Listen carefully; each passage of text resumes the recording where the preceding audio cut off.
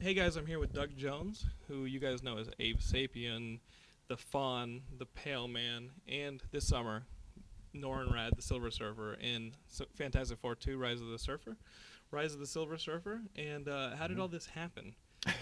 Like, How did you just start getting You're everywhere now. yeah, well, I guess it started. I've just been a guy under rubber for about 20 years Hmm. now, and it started. If you're asking how this began, I was a mime many years ago, but I don't tell people that now. 'Cause nobody likes a mime. Who wants to know a mime? They're the guys that follow you around the park and make fun of you eating a snow cone or something.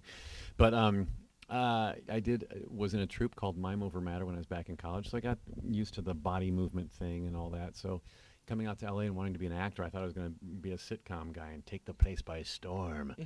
And one of my first agents was very enamored with my mime abilities. Like, oh, we can sell that, yeah. So sending me out for TV commercials, I was sent out for anything physically involved. So my very first commercial I got was a dancing mummy for Southwest Airlines, wrapped from head to toe in dirty bandages and like Wow. dancing around like an idiot. And then shortly after that, I got the Mac Tonight campaign for Hmm. McDonald's, which is the crescent moon head that had sunglasses on his head. I remember him because we used to call a kid in our Yeah, neighborhood Moonhead because he had a huge chin. bless We his used to call heart. him that. Bless your little heart, And wherever you are now. look, it was Doug Jones the whole See, time. everything's going to be okay. See, it's all I better think now. he had it shaved down, Well, possibly. after you guys After the tormented him, of psychological course. I torture. know, right? So the big moment, I saw a screening of Pan's Labyrinth Below the Line, and Guillermo was saying that in Mimic, or Hmm. there was all these bugs, and he said that one is the best bug, or whatever the creature was that you We were. were the long john, the bug guys. Yeah, And he said that one is the best. And when he had the idea of that's doing very sweet. of bringing Abe Sapien, which is just Hmm. a beloved character, he said, "I want the best bug." You know, I want that guy, and brought you in. Yeah. And is that a relationship that you guys will continue to pursue?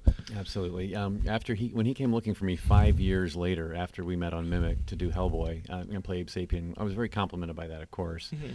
And then working with him for 3 months on that shoot, we got a really great language between director and actor down, and I understand him and I really respect his work very, very much, and he respects mine too. So we're doing well together.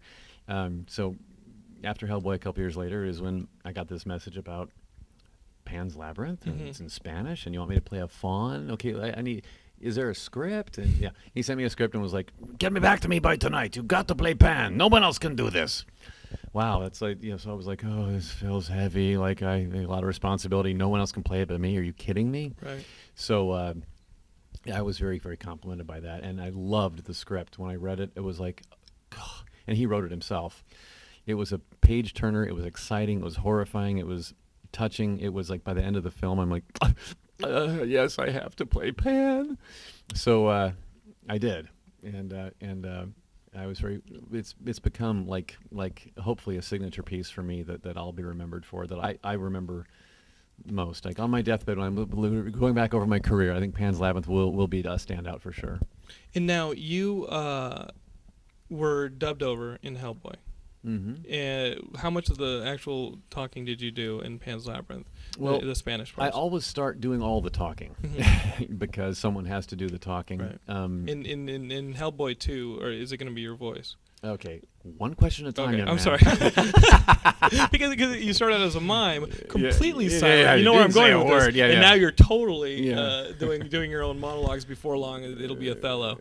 I know, right? Yeah, yeah. Right. No, yes. Hellboy 2, I will be doing the voice. Mhm. And that came about. David Hyde Pierce, gentleman that he is, basically declined doing the voice for Abe Sapien for the animated features, which I've done now, Sword of Storms and Blood and Iron, and also the video game. I voiced Abe for all that.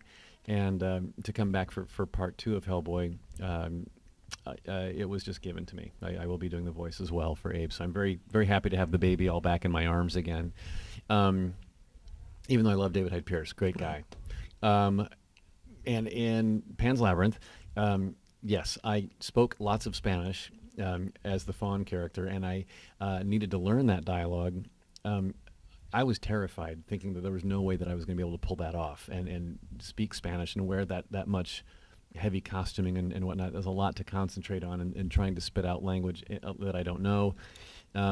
But as it turned out, so Guillermo consoled me by saying, "Don't worry, I will get someone to dub over you, and you can count to 10 for all I care."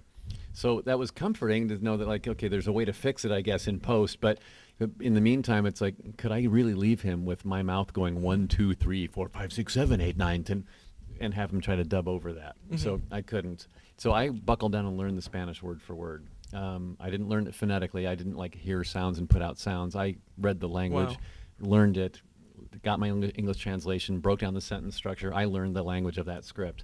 So once I did it on set, the crew and makeup artists and everybody were like, "Your Spanish is fabulous," you know. So gringo, yeah, behind my back, he sucks. But no, they were very complimentary about my accent. Was that it in the film? So no, you did hear the original plan. Right. That Guillermo had initiated was to get a voiceover. But he had someone in mind that he once that was put into motion. Banderas. Yeah, Antonio Banderas. I don't think so. Okay. In fact, I think it's the guy. I don't know. Sure. There's a guy in Spain who's like our announcer guy that does In a World. That guy. Sure. They have He's a the Spanish equivalent. and I think that's the guy that voiced Pan in the end. Okay. Which that's one instance where a voiceover was just fine because he could hear nuances in the language that I can't. Sure. So there was a way to direct him and to get a certain something out of him that maybe I couldn't have heard. Right. That's fine. And we're going to see you this summer in Fantastic Four 2. And I so wish I could talk about that. I really wish I could. Well, I wish, and I'm really sorry. That's called a tease. If you want to know more, you have to see the movie. Yeah, June 15th at theaters everywhere. You will see an amazing movie. Get your popcorn, your soda of choice, and go on the ride that 20th Century Fox is providing for you because it's going to be great. And Silver Surfer is a character that I truly, truly love. That's I great. Love him, and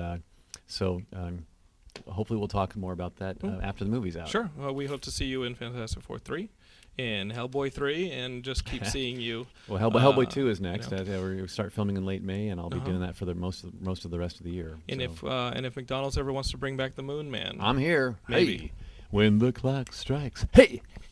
Yeah.